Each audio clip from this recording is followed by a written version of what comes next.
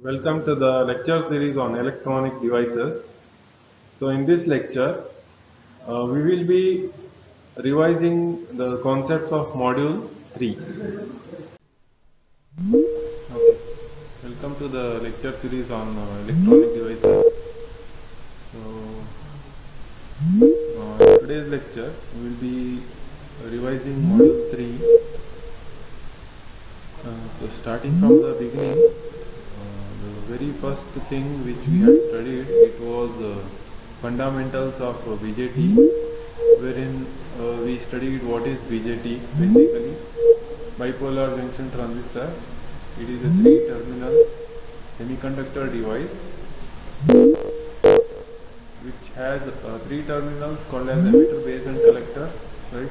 And the emitter, it is the heavily doped material, heavily doped part of the BJT. The base is lightly doped and the collector is moderately doped. Coming to the size, the base has the least size, collector has the highest size or area, emitter has a medium size, and BJT it is commonly used for amplification. No doubt there are other applications of BJT also, but it is widely used for application. Right? So how did we begin the introduction to BJT was, we just took the example of diode, right? PN junction diode which was reverse biased, right? And we took the example of light incidenting on the junction. So what happens when light is incident on the junction is, because of the light energy or photons, the electron hole pairs which are already recombined, okay, in the depletion region, those will be liberated, or they gain the energy and just they break the bond, right, which causes the current, right? So this concept we have seen, and instead of using the light energy, can we think of something different which is hole injector, right? This is also what this light is doing. Light is producing the holes, you can say, right? Light is responsible for holes. Why? Because of the light energy or photons, the electrons they gain energy and they break the bond, and they just come out for conduction. When they come out for the conduction, a hole is remained there, right? So we are saying that the light is responsible for the hole generation. So instead of that light, we thought of hole injector. So for that, what we saw was,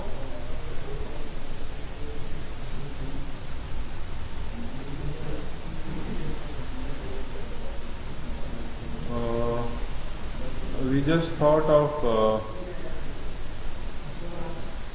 PN junction, which is forward biased. Apart from that, NP. Okay, so here we have PN and NP, basically two things. So PN junction it is forward biased, and NP junction it is reverse biased. So when PN junction it is forward biased, this PN junction can be used for hole injection. Why? Because PN junction is forward biased, that means holes they move from left side to the right side. That is from emitter to the base, all the holes they just move, and from the base, the holes which have come from the emitter, they just cross over the reverse bias junction. No doubt initially we say that there is no connection, there is no conduction in depletion region because of reverse bias. Still we are saying that the holes which have come from emitter to the base, they just cross this junction, cross this depletion region, and they reach the collector. Why it is happening so? It is happening so because of this heavy potential. Which potential? The potential which is being given to the collector side. Okay, because of that heavy potential or high electric field, all the holes they just cross the depletion region, and hence we say that the transistor, it is nothing but transmission of charge carriers from lower resistance region to higher resistance region. Okay, so this concept we have seen. Then these are the characteristics. This is IC. What is IC? IC is the output current, because the collector usually we take it at the near the output side. Okay. And what is the x-axis? X-axis, it is a VBC. Then what is that VBC?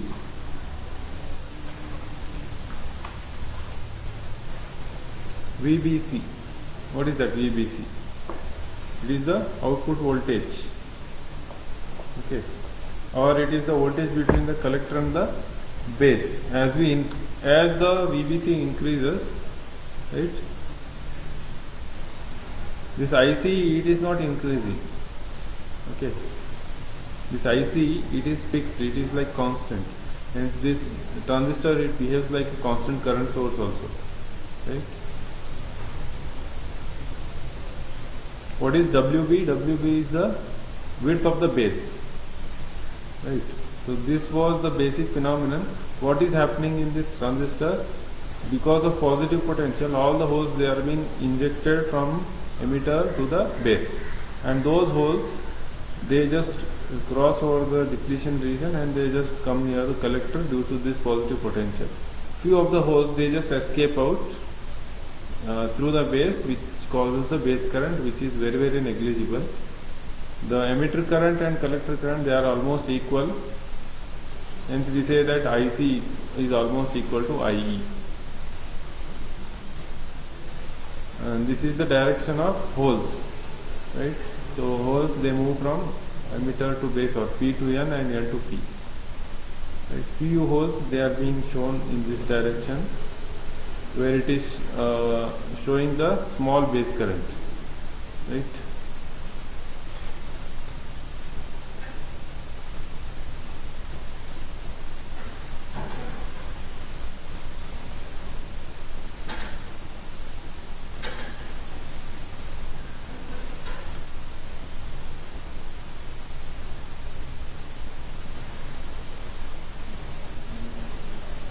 So here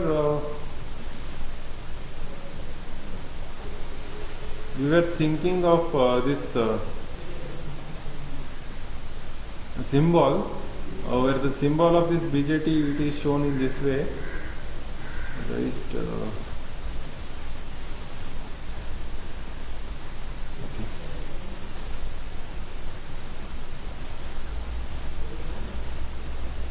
So the symbol of the BJT, it is shown wherever the arrow, how the arrow is shown, the arrow is shown always from P to N. Okay, so if it is NPN, the current will flow from P to N. Okay, or the holes, they move from P to N in that way, right? So this is the current direction. And if we write PNP, then the arrow will be moving upwards.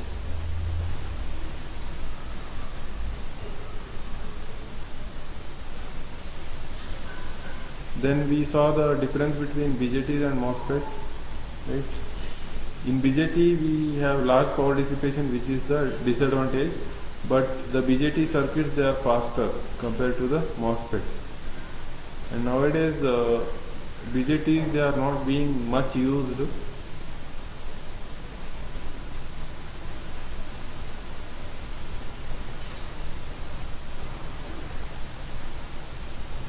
Because of large power consumption also, and even because of sizes also, right?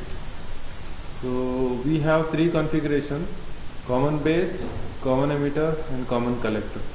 You people know what is common base. The base is common, the input is emitter, the collector is the output.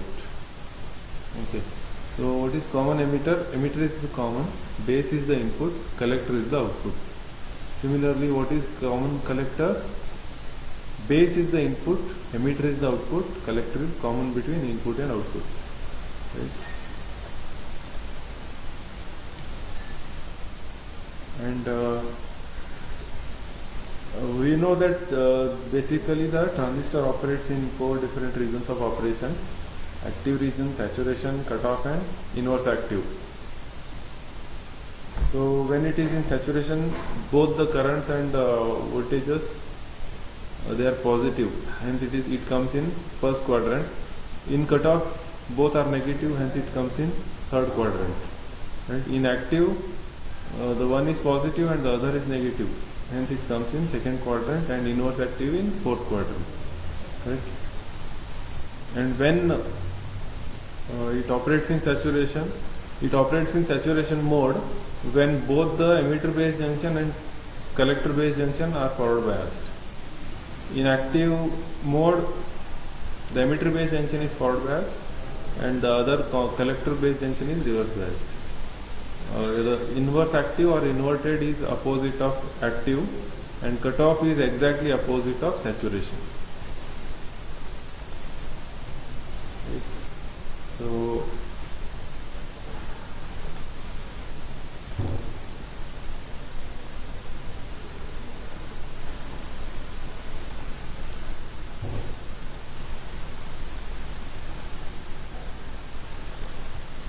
these things we have seen.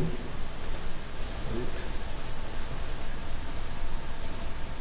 The IC, it is proportional to the whole component of the emitter current, and few of the things we have seen, like the total emitter current, it is made up of whole component and the electron component. Right.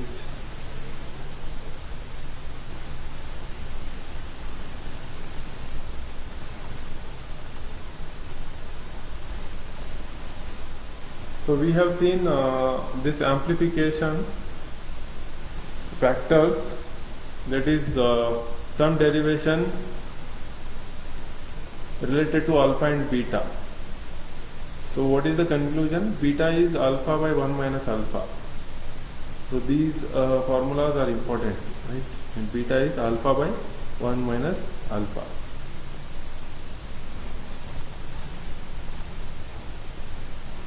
We could solve even a problem, like how I said you how to solve any problem.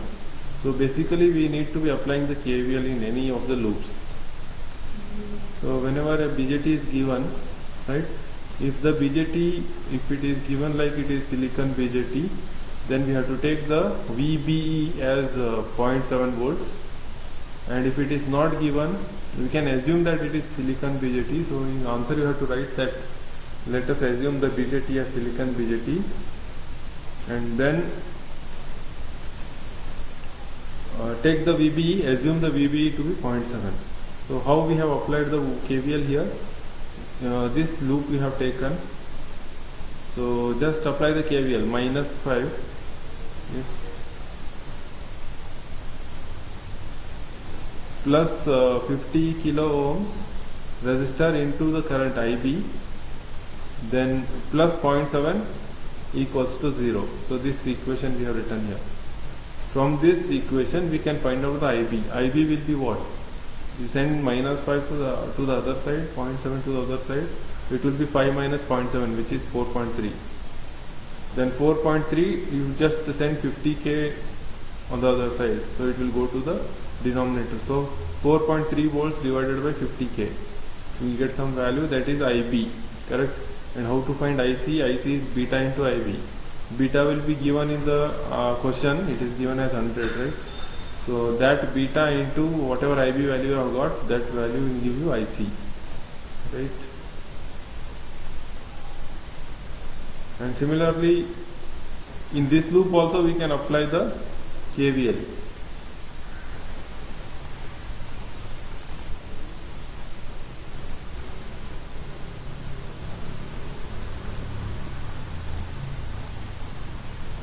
Then we saw a fabrication of BJT.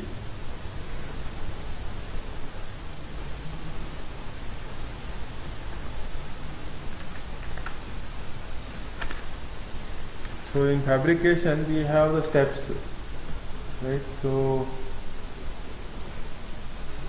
these steps have steps in the sense you need to be drawing the diagrams stepwise, and then explaining the diagram in 2 to 3 sentences, or at least 1 to 2 sentences. What is the first diagram telling?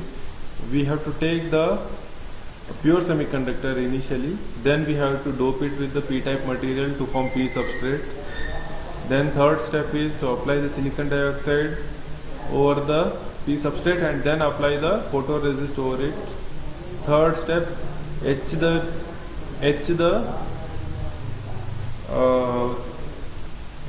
needed part and then implant n plus buried layer onto it. Fourth step, again implant the p-type material on either sides, right? So we need to be writing the explanation in 1 or 2 sentences below each diagram. So every diagram should have 1 to 2 sentences of explanation. So this was one of the doubts asked by one of your friends, what we have to write. So drawing all the neat diagrams, along with that explaining each step in 1 to 2 or 2 to 3 lines, that is enough. Right? What is the final step? We are putting the metal, right, and then connecting the terminals outside to give the 3 terminals collector, base and emitter. Right? So in textbook they have shown only these diagrams, but you can follow these diagrams also. Okay. It is better to follow these diagrams because in textbook they have just shortened it. Next we went through the Ebers BJT Ebers mole model. So started with the basics of diode. Basics of the diode means the equation which is relating the diode current with the voltage across the diode. ID, it is I naught into e raised to q Vd by kt minus 1. N is always 1 for silicon diode and even for germanium also. So ID is the current through the diode, forward current. I naught is the saturation, reverse saturation current, and Vd is the voltage across the diode. Okay, so we moved further by drawing the model. I had explained you how to draw the model, right? See, we have basically PNP, that means PN junction and NP junction. So because of PN junction and NP junction, we are writing the 2 diodes, correct? But there is current flow, correct? There is current flow from emitter to the collector, right? In a PNP, we can say that the holes, they move from emitter to base to collector, right? So because we are having the current flow, we are showing the current source also, which is dependent, right? So on what factors they are dependent? They are dependent on alpha, right? Alpha into IR and alpha F into IF, right? So this is the main current, IF and IR. Depending on these 2 currents, we are writing alpha into IR and alpha into IF. Why? Because we know alpha, it is relating what? IC and IE. Hence you can think that here the IE is there and here the IC is there. Right hand side the IC is there, left hand side the IE is there, right? And later we just wrote the equations. How did we write the equations? IE, it is nothing but IF minus alpha R into IR. This is IE, correct? So here what is the current? IF is moving from left to right, but this is moving from right to left. Hence we are just subtracting it. Similarly, IF also. Similarly here we have IC also. IC is which current? This current, correct? So current, it is moving alpha F into IF, it is moving from left to right, but IR, it is moving from right to left, right? So we are taking the current direction from left to right because holes move from left to right, that is emitter to collector. Hence what we say? We say that alpha F into IF minus IR, it is the IC, right? and just we expanded it using the basic equations of diode, and then we wrote the equation of IB, which is nothing but IE minus IC, right? So you can apply the KCL at this node, you will get IE minus IC. Then we have made some necessary substitutions, correct, and then found out the relationship between IS and the reverse saturation current IEO and ICO, and that relation will be using further for substitution.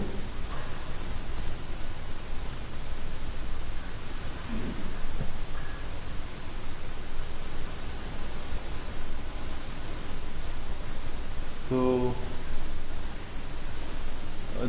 because of these two relationships, we are just substituting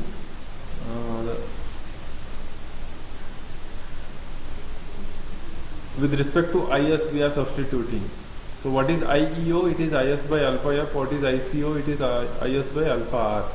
So instead of these two terms, we are using IS by alpha F and IS by alpha R. You can see here it is being substituted, right?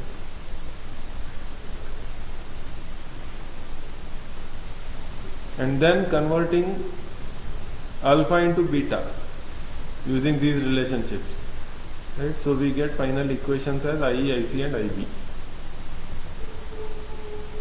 And next diagram we have, which is the carrier concentration near the base and carrier concentration near the, or it is in the base only. So this is the width of the base. So this carrier concentration, it is near the emitter base junction, and here on the right hand side we have collector base junction.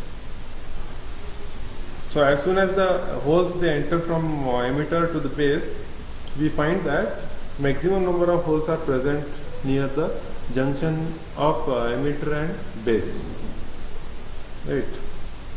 And then at that moment the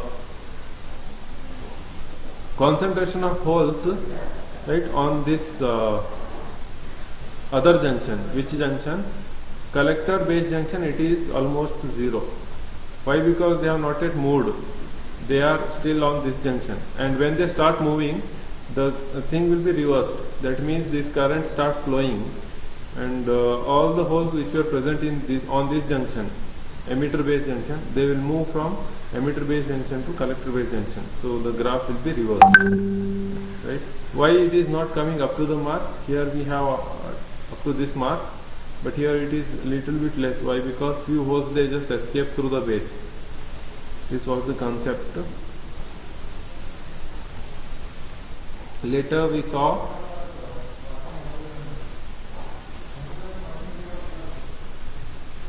so these are the diagrams in the textbook, right? Later we saw, yes,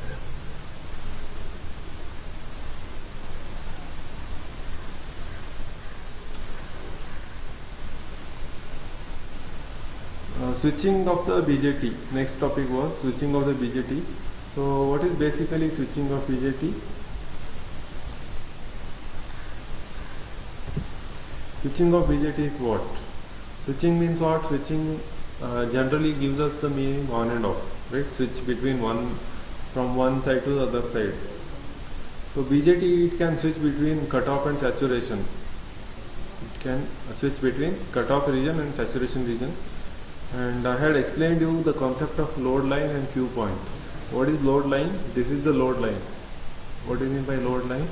It is the imaginary line, right, on the output characteristics of the BJT, which gives us the idea of how much the power can be delivered to the load, right? And how that is decided? It is decided by the current and voltage. How much current is flowing through the BJT and how much voltage is present across BJT at the output side, right? So this is VCE, right? The voltage between collector and emitter. This is IC. The current is IC. So how much current is flowing through the BJT and how much is this voltage between collector and emitter. These two factors decide how much power can be delivered to the load, right? So we had seen that this region, the region which is being shown by the cursor, right, that region, it was the saturation region. Why? Because in saturation region, right, the current which is flowing through the BJT is maximum, and there will not be any drop across the transistor. Why there will not be any drop? Because maximum current is flowing, so it is assumed that the transistor is having zero resistance. And this part where the cursor I am showing now, it was cutoff region. Why it is called cutoff region? Because in this region the current is zero. See here, the current is zero, right? So what do you mean by cutoff region? The device is off.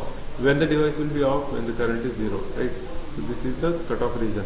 But this remaining region between saturation and cutoff region, right? This region, it comes under active region, and in this region only the BJT can amplify, right? But now we are studying about switching. That means the switching of the transistor between saturation and cutoff, right? And if you want to switch the transistor between if you want to switch the transistor at very high frequency, then it becomes very difficult for the transistor to quickly switch between saturation and cutoff. Why? Because when saturation is there, it directly cannot go to cutoff immediately, because in between we have active region, right? And from cutoff it cannot go to saturation directly, because again we have the mediator, or in between we have the active region. So it becomes very difficult for BJT to switch at a higher frequency during higher frequency, right? So next we went through, this is the case when there is no current. What current we are showing here? 1 minus alpha. We know that alpha is almost equal to 1.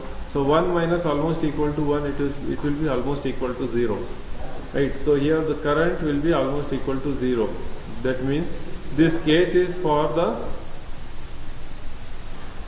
cutoff region, cutoff mode of operation. Right? Then we know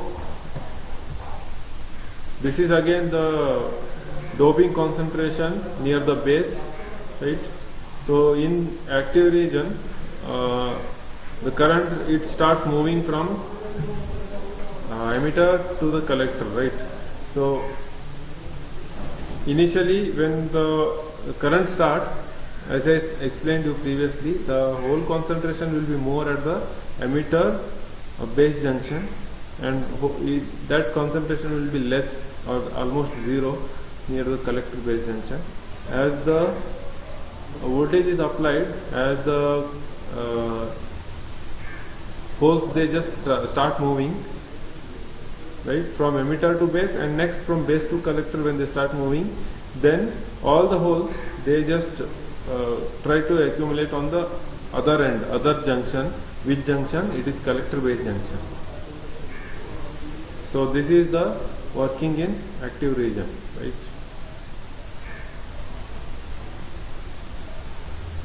So here we had some concept called as switching cycle, right? So in switching cycle,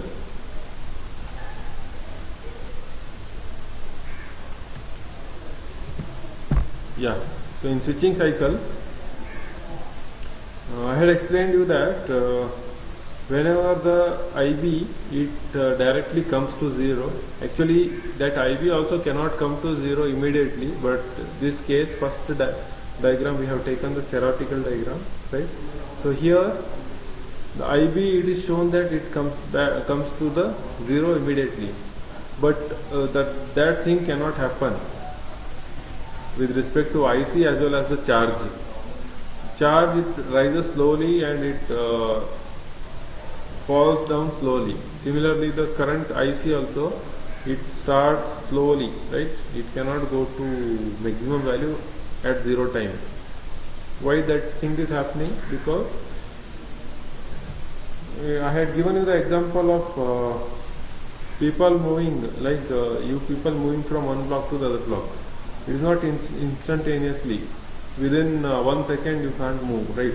So it takes its own time, because the holes, they are moving from emitter to base, base to collector, and suddenly if you tell them to come back, it takes its own time to come back, right? Because of that, we come across few of the terminologies in the switching, which are rise time, fall time and delay time. What is rise time? Rise time is the time taken for the signal to rise from 0.1 of maximum value to 0.9 of maximum value. So here the example is IC. So whenever the say IC is 1 ampere, so the time taken by the IC to rise from 0.1 amperes to 0.9 amperes, that is the rise time. What is fall time? The reverse case. 0.9 amperes to 0.1 amperes. How much time it requires to fall down? Yes, that time is called as fall time. And what is delay time? Delay time is due to the capacitance, junction capacitance. Because it cannot charge instantaneously, right? There will be some delay, right? There will be some delay. That delay, it is called as delay time.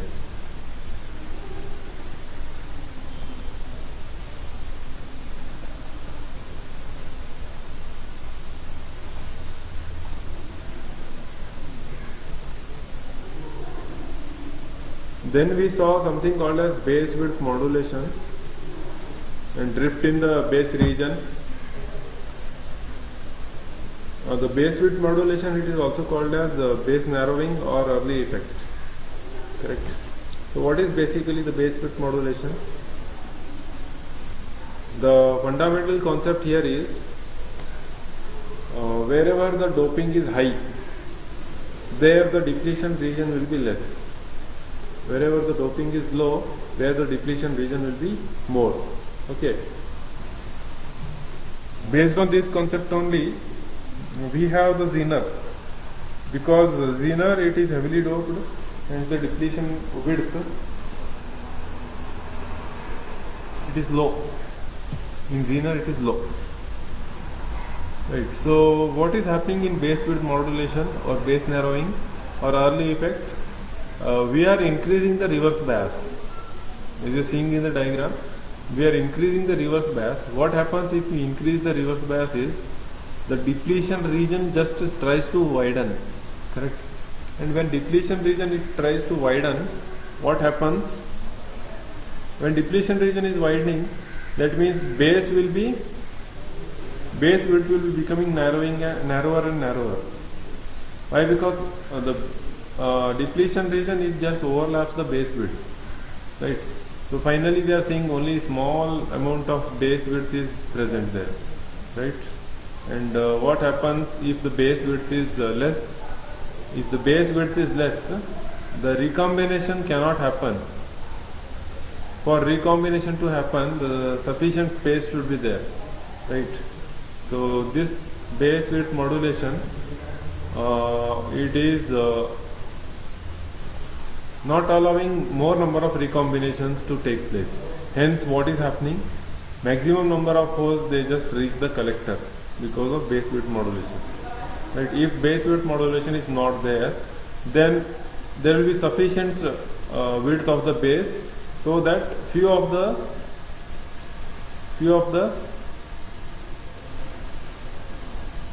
carriers, they just get involved.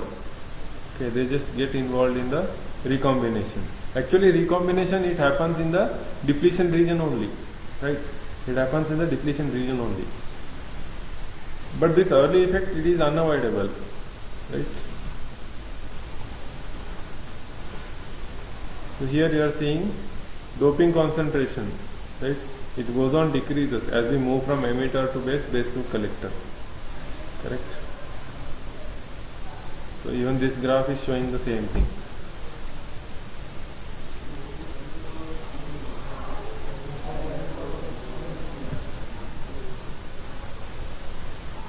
So because of early effect, what is happening? The current is rising. You are seeing here, the current is rising. Why? Because the recombination, it is not happening, right? The recombination, it is not happening. And even we saw the effect of avalanche breakdown. The avalanche breakdown. What is avalanche breakdown? Avalanche breakdown is something called as multiplication of charge carriers. An electron, it comes from left side, it hits the electron hole pair, correct? That electron hole pair, that electron gains some energy, it again move forward, again it hits some more electron hole pair, and this multiplication continues. So multiplication means number of electrons which are being freed, right? That number of electrons will go on increasing because of continuous multiplication. Right? This was the concept of avalanche breakdown. So in brief, I just summarized module 3.